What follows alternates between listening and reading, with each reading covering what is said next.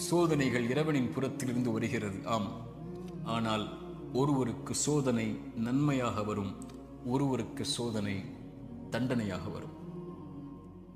நபிமார்களுக்கு சோதனை வந்தது என்று சொன்னேன். எல்லா நபிமார்களுக்கும் சோதனை வந்தது. அந்த சோதனைகள் அவர்களை தூய்மைப்படுத்துவதற்காக, அவர்களை சுத்தப்படுத்துவதற்காக, அவர்களுடைய அந்தஸ்தை அல்லாஹ்விடத்திலே உயர்த்துவதற்காக, ஈமானில் அவர்களை உறுதிப்படுத்துவதற்காக, எல்லாவற்றையும் கொண்டும், உலகத்தை கொண்டும், மார்க்கத்தை கொண்டும், தீனை கொண்டும் அல்லாஹ் சோதித்துக் கொண்டே இருந்தால் அவனின் பக்கம் அவர்களை நெருக்கமாக்கி கொண்டு வருவதற்காக. அது நிஅமா, அது அருள்.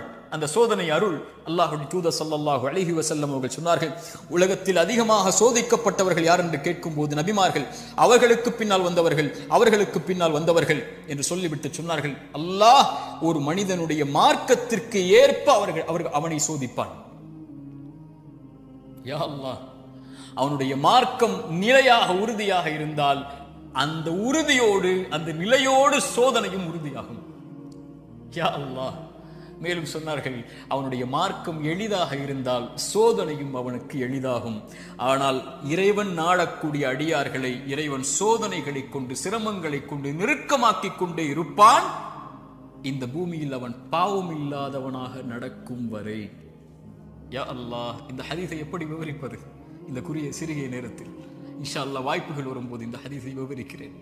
அல்லாஹ் சோதனைகளை கொண்டு ஒரு மனிதனை பக்குவப்படுத்துவான், நிலைப்படுத்துவான், முன்னேற்றுவான்.